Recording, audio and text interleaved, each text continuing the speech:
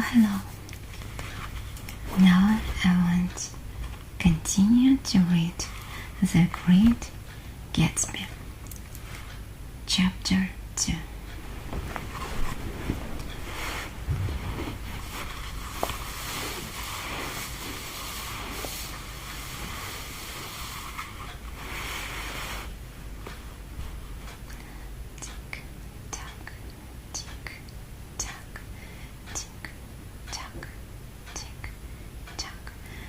Hope you can to sleep and haven't insomnia. If you will not listen me and listen the end of the book, chapter 2.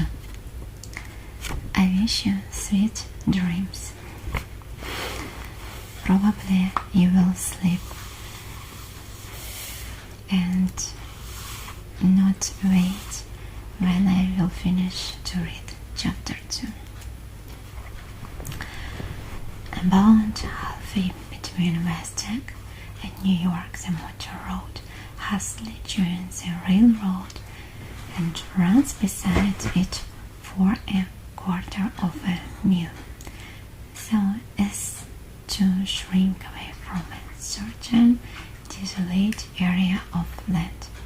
This is the Valley of Ashes, a fantastic farm where ashes grow like wheat into ridges and hills and grotesque gardens, where ashes take the forms of houses and chimneys to rising smoke, and finally, with the transcendent effort of a grey man who moved dimly and already grumbling through the powdery air.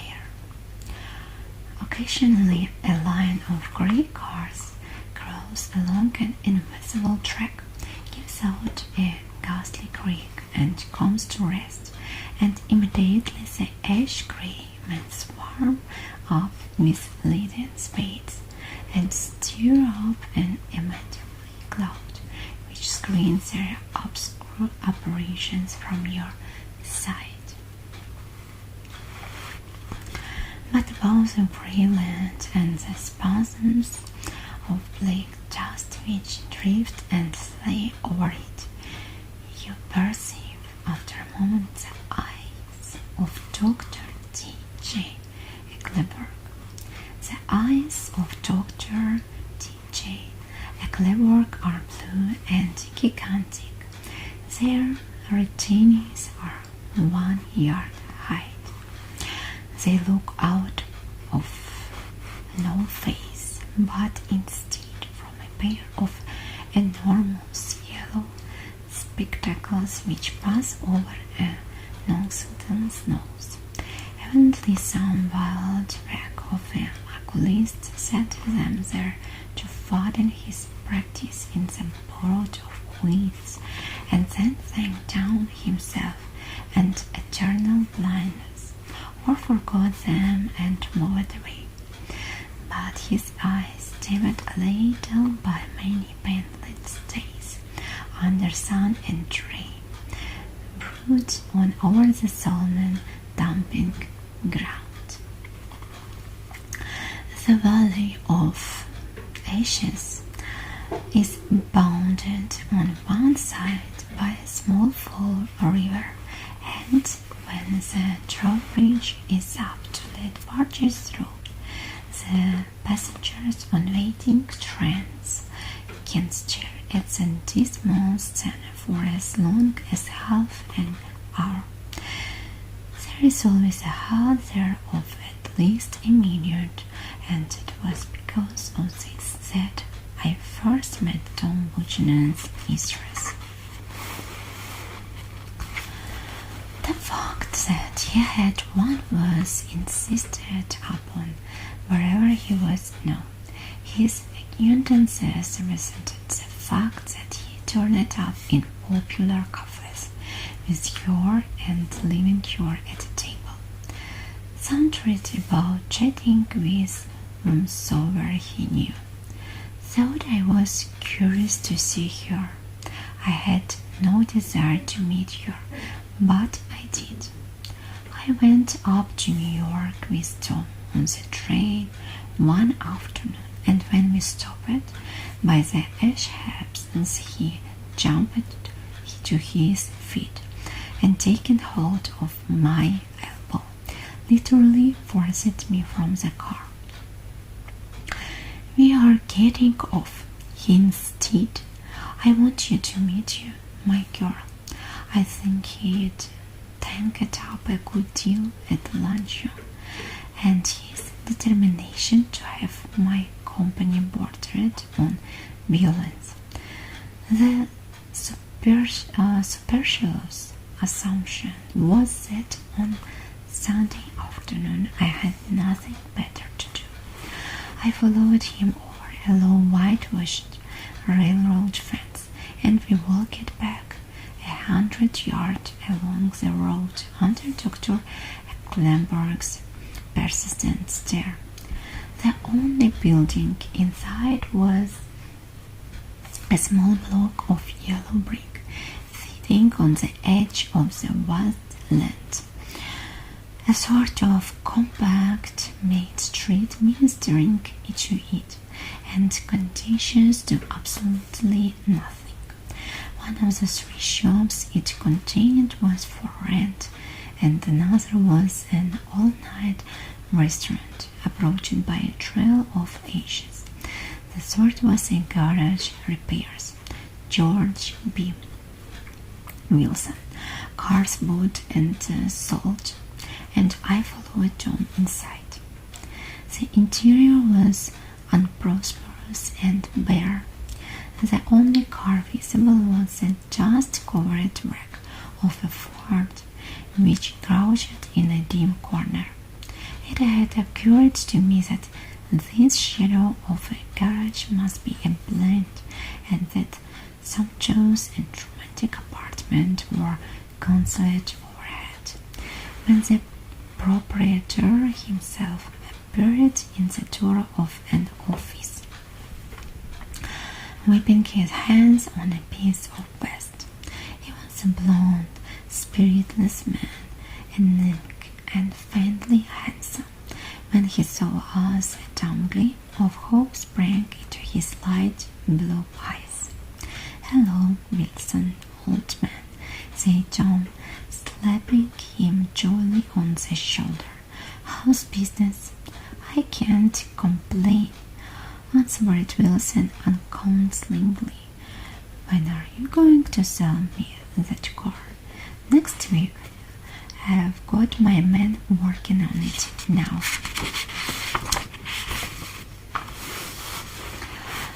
"Works pretty slow, don't he?" "No, he doesn't," said Tom coldly. "And if you feel that way about it, maybe I'd better sell it somewhere else after all." "I don't mean that," explained Wilson quickly. "I just meant—" His voice faded off, and Tom glanced impatiently around the garage. Then I heard footsteps on the stairs, and in a moment the thickish figure of a woman blocked out the light from the office door. She was in the middle 30s and faintly stout, but she carried her flesh sensuously, as some women can. Her face, above a spotted dress of dark blue crepitaine, contained no facet or gleam of beauty, but there was an immediately perceptible vitality about her, as if the nerves of her body were continually smoldering. She smiled slowly, and walking through her husband as if he were a ghost, shook hands with Tom, looking him flush in the eye. Then she wet her lips, and without turning around spoke to her husband in a soft, coarse voice. "Get some chairs, why don't you, so somebody can sit down?" "Oh, sure," agreed Wilson hurriedly, and went towards the little office mingling immediately with the cement color of the walls. A whitish dust veiled his dark suit, and his pale hair as it veiled everything in the vicinity, except his wife, who moved close to Tom. "I want to see you," said Tom evenly. "Get on the next train." "All right. I will meet you by the newsstand on the lower level." She nodded and moved away from him just as George Wilson emerged with 2 chairs from his office door. "We waited for you down the road and out outside." It was a few days before the 4th of July, and a grey, scrawny Italian child was setting torpedoes in a row along the railroad track. "Terrible place, isn't it?" said Tom, exchanging a frown with Dr. Eckleborg. "Awful. It does your good to get away. Doesn't your husband object?" "Wilson? He thinks she goes to see your sister in New York. He is so dumb. He doesn't know he's alive." So Tom Buchanan and his girl and I went up together to New York. Or not quite together, for Mr. Wilson said discreetly in another car. Tom deferred that much to the sensibilities of those East Eggers who might be on the train. She had changed her dress to a brown fuchsia muslin, which stretched high over her rather wide hips as Tom helped her to the platform in New York. At the newsstand, she bought a copy of Town Title and a moving picture magazine, and in the station drugstore some cold cream and a small flask of perfume. Upstairs, in the salon adjoining drive, she let 4 taxicabs drive away before she selected a new one, lavender-colored with grey upholstery.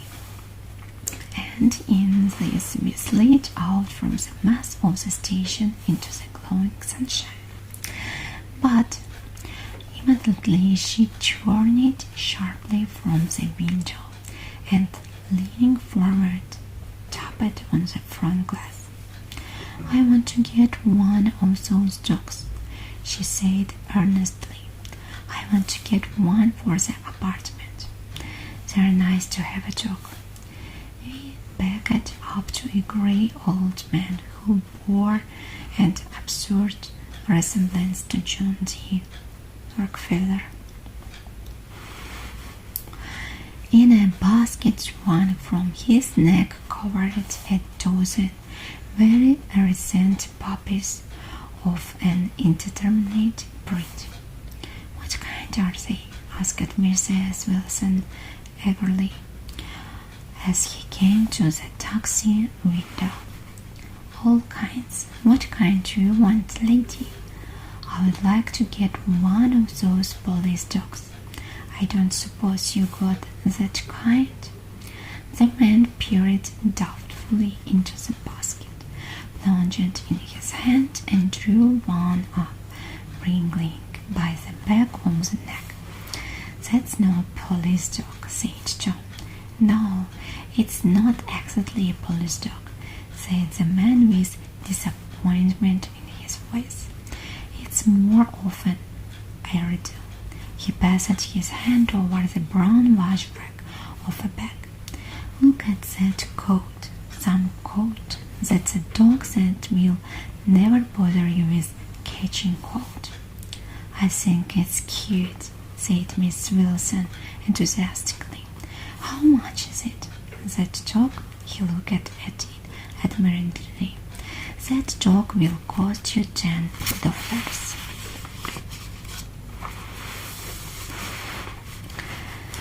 The Airedale Undoubtedly, there was an Airedale concerned in it somewhere, though its feet were startlingly wide, changed hands and settled down into Mrs. Wilson's lap, where she fondled the weatherproof coat with rapture.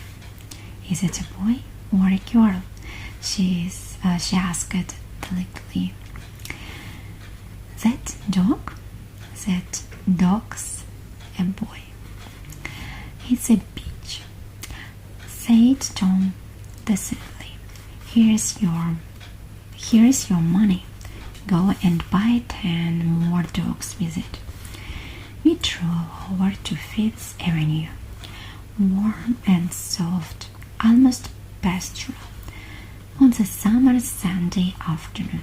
I wouldn't have been surprised to see a great flock of white sheep turn the corner out.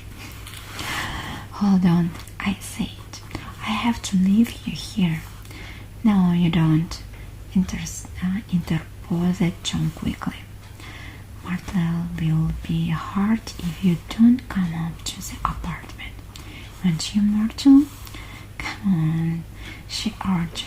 "I will telephone my sister Catherine. She is said to be very beautiful by people who ought to know." "Well, I would like to, but," we went on, cutting back again over the park toward the West 100th. At 158th Street, the cab stopped at Mansley's in a long, quiet gate of apartment houses. Throwing a regional homecoming glance around the neighborhood, Mrs. Wilson gathered up her dog and her other purchases and went home haughtily in. "I'm going to have the Marquise come up," she announced as we rose in the elevator. "And of course I got to call up my sister too." The apartment was on the top floor. A small living room, a small dining room, a small bedroom, and a bath.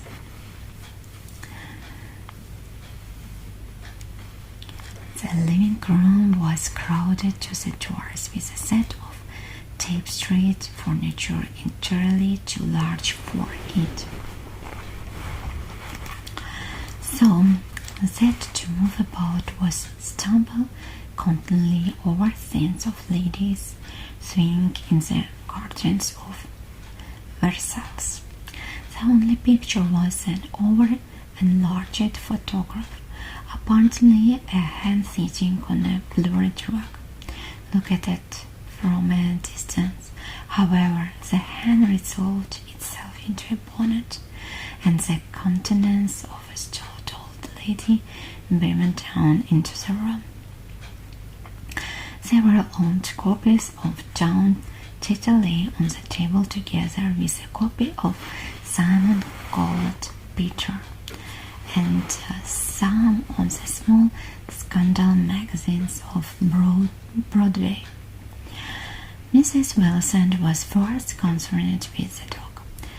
A reluctant elevator boy went for a box full of straw and some milk, to which he added on his own initiative a tin of large hard dog biscuits, one of which decomposed apathetically in the saucer of milk all afternoon. Meanwhile, John brought out a bottle of whiskey from a locked bureau drawer. I have been drunk just twice in my life, and the second time was that afternoon. So everything that happened has a dim, hazy cast over it. Also, until after 8 o'clock, the apartment was full of cheerful sound. Sitting on Tom's lamp, Mrs. Wilson called up several people on the telephone. Then there were there were no cigarettes, and I went out to buy some at the drugstore on the corner. When I came back, they had both disappeared. So I sat down discreetly in the living room and read a chapter of Simon Cold-Peter. Either it was terrible stuff or the whiskey distorted things, because it didn't make any sense to me. Just a stomach mortal. After the first drink, Mrs. Wilson and I called each other by our first names. Reparate company commenced to arrive at the apartment door. The sister, Catherine, was a slender, worldly girl of about 30, with a solid, sticky bob of red hair and a complexion powdered milky white. Her eyebrows had been plucked and then drawn on again at a more rakish angle, but offered efforts of nature towards the restoration of the old enlightenment gave a blurred air to her face. When she moved about the floor, there was an instant clink as innumerable pottery bracelets jingled up and down upon her arms. She came in with such a preparatory haste and looked around so possessively at the furniture that I wondered if she lived here. But when I asked her, she laughed immoderately, repeated my question aloud, and told me she lived with a girl friend at an hotel. Mr. Mackey was a pale, feminine man from the flat below. He had just shaved, for there was a white spot of leather on his cheekbone, and he was most respectful in his greeting to everyone in the room.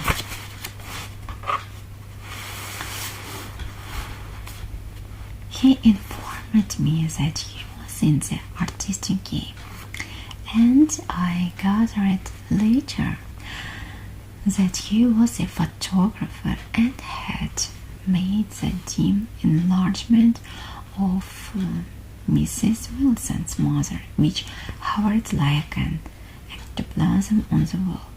His wife was shrill, languid, handsome, and horrible. She told me with pride that your husband had photographed her 127 times since they had been married. Mrs. Wilson had changed her costume sometimes before, and was now attired in an elaborate afternoon dress of cream-colored chiffon, which gave out a continual rustle as she swept about the room. With the influence of the dress, her personality had also undergone a change. The intense vitality that had been so remarkable in the garage was converted into impressive hatred. Her laughter, her gestures, her assertions became more violently affected moment by moment, and as she expanded, the room grew smaller around her, until she seemed to be revolving on a noisy, creaking parrot through the smoky air. My dear, she told her sister in a high, my thing showed, most of these fellows will cheat you every time. All they think of is money. I had a woman up here last week to look at my feet, and when she gave me the bill, you would all thought she had my appendix out. What was the name of the woman? Asked Mrs. Mackey. Mrs. Eberhard. She goes around looking at people's feet in their own homes. I like your dress, remarked Mrs. Mackey. "I think it's adorable." Mrs. Wilson rejected the compliment by raising her eyebrow in disdain. "It's just a crazy old thing," she said. "I just slip it on sometimes when I don't care what I look like. But it looks wonderful on you, if you know what I mean," pushed Mrs. Mackey. "If Chester could only get you in that pose, I think he could make something of it." We all looked in silence at Mrs. Wilson, who removed a strand of hair from over her eyes and looked back at us with a brilliant smile. Mr. Mackey regarded her intently with his head on one side, and then moved his hand back and forth slowly in front of his face. "I should change the light," he said after a moment. "I would like to bring out the modeling of the futures, and I would try to get hold of all the back hair." "I wouldn't think of changing the light," cried Mrs. Mackey. "I think it is." Your husband said, "Shh," and we all looked at the subjects again. Whereupon Tom Buchanan yawned audibly and got to his feet. "You Mackeys have something to drink," he said. "Get some more ice and mineral water, Martley, before everybody goes to sleep." "I told that boy about the ice." Martley raised her eyebrows in despair at the shiftlessness of the lower orders. "These people, you have to keep after them all the time." She looked at me and laughed pointedly.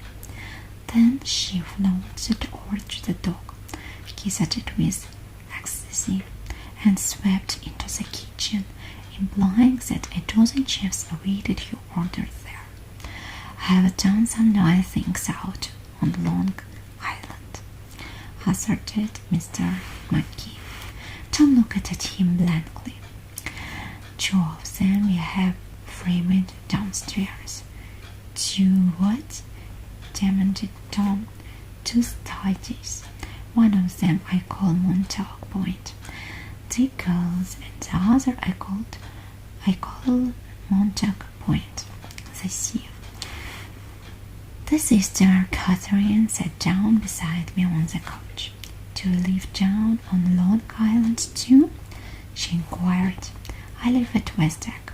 "Really? I was down there at a party about a month ago at a man named Gatsby's. Do you know him?" "I live next door to him." "Well, they say he is a nephew or a cousin of Kaiser Williams. That's where all his money comes from." "Really?" she nodded. "I'm scared of him. I would hate to have him get anything on me."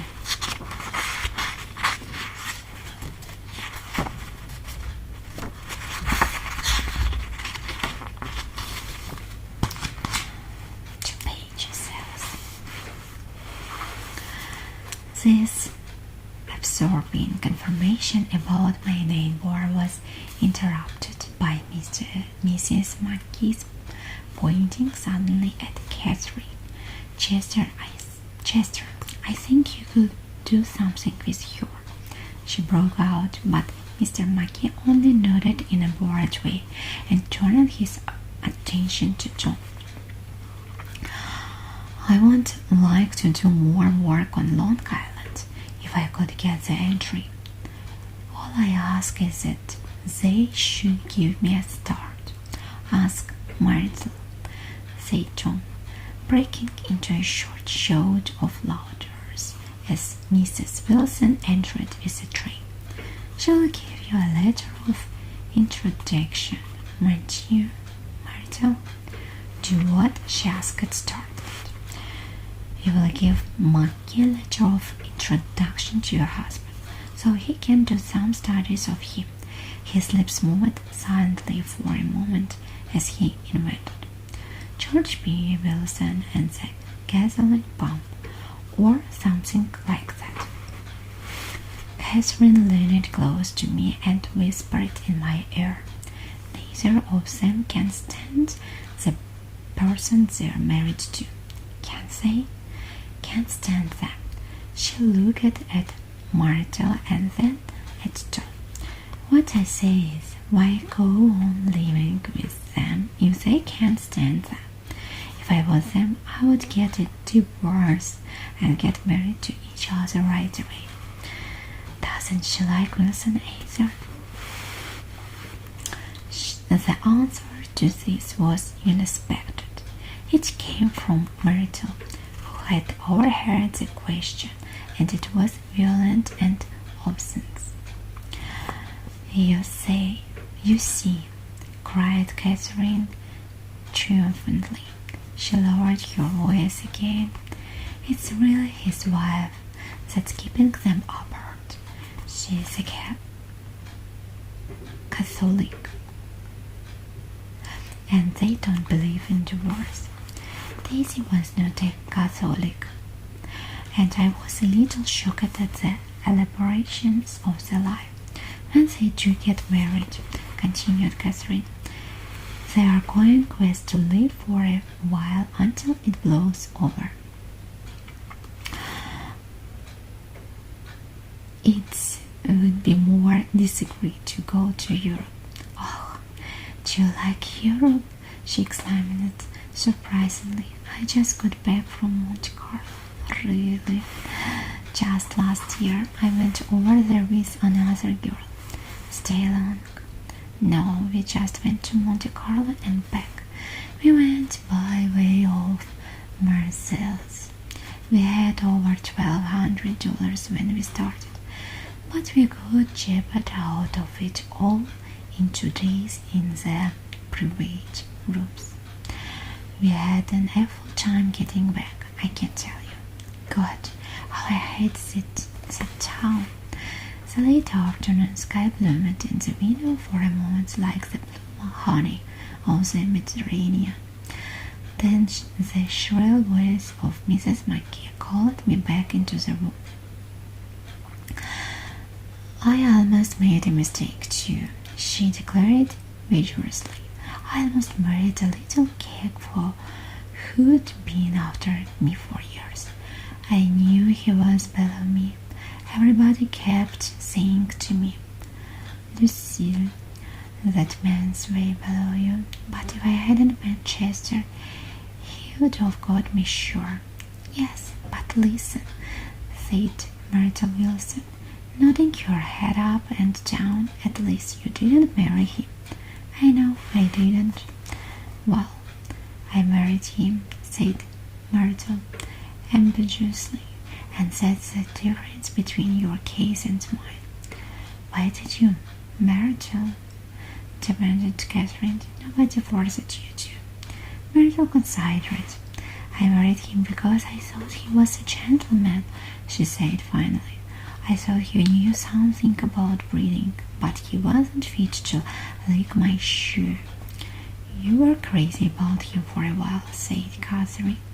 "Crazy about him?" cried Myrtle incredulously. "Who said I was crazy about him? I never was any more crazy about him than I was about that man there." She pointed suddenly at me, and everyone looked at me accusingly. I tried to show by my expression that I expected no affection. The only crazy I was when I married him. I knew right away I made a mistake. He borrowed somebody's best suit to get married in, and never even told me about it. And the man came after it one day when he was out. "Oh, is that your suit?" I said. "This is the first I ever heard about it." But I gave it to him, and then I lay down and cried to beat the band all afternoon. She really hoped to get away from him, resumed Catherine to me. They have been living over that garage for 11 years, and Tom's the first VG she ever had. The bottle of whiskey, a second one, was now in constant demand by all present, excepting Catherine, who felt just as good on nothing at all. Tom rang for the janitor and sent him for some celebrated sandwiches, which were a complete supper in themselves. I wanted to get out and walk eastward towards the park through the soft twilight. But each time I tried to go, I became entangled in some wild, strident argument which pulled me back as if with ropes into my chair. Yet high over the city, our line of yellow windows might have contributed their share of human secrecy to the casual watchers in the darkening streets. And I saw him too, looking up and wondering. I was within and without, simultaneously enchanted and repelled by the inexhaustible variety of life. Merely pulled your chair close to mine, and suddenly your warm breeze poured over me the story of your first meeting with Tom. It was on the two little seats facing each other that are always the last ones left on the train.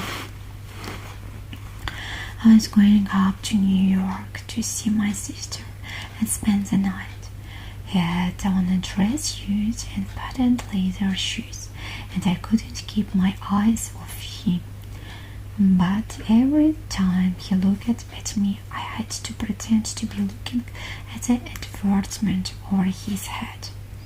When we came into the station, he was next to me, and his white shirt front pressed against my arm. And so I told him I would have to call a policeman, but he knew I lied. I was so excited that when I got into a taxi with him, I didn't hardly know I wasn't getting into a subway train. All I kept thinking about over and over was, you can't live forever, you can't live forever. She turned to Mrs. Mackey, and the room rang full of your artificial laughter.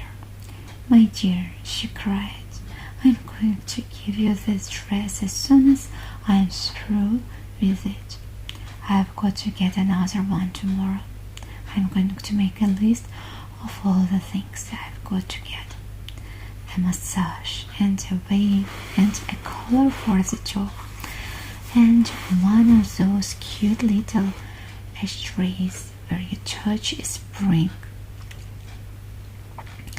and a wreath with a black silk bow for mother's grapes that will last all summer. I got to write down the list so I won't forget all the things I got to do. It was 9 o'clock.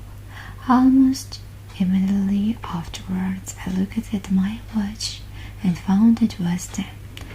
Mr. Mackey was asleep on a chair with his face clenched in his lap, like a photograph of a man of action. Taking out my handkerchief, I wiped from his cheek the spot of dried laughter that had worried me all the afternoon. The little dog was sitting on the table, looking with blank eyes through the smoke, and from time to time growling faintly. He both disappeared, reappeared, made plans to go somewhere, and then lost each other, searched for each other, found each other a few feet away. Sometimes towards midnight, Tom Burchett and Mrs. Wilson stood face to face discussing in impatient voices whether Mrs. Wilson had any right to mention Daisy's name. Daisy, Daisy, Daisy, shouted Mrs. Wilson. I'll say it whenever I want to. Daisy. Making a short deft movement, Tom Butcherman broke her nose with his open hand. Then there were bloody towels upon the bathroom floor, and women's voices scolding, and high over the confusion a long broken wail of pain. Mr. McKee awoke from his doze and started in a daze towards the door. When he had gone halfway, he turned around and started at the scene. His wife and Catherine scolding and consoling as they stumbled here, and lay among the crowded furniture with articles of aid, and the disappearing future on the couch, playing fluently and trying to spread a copy of John Title or the tapestry scenes of Versailles. Then Mr. Mackey turned and continued on out the door. Taking my hat from the chandelier, I followed. Come to lunch someday, he suggested as we groaned down in the elevator. Where? Anywhere.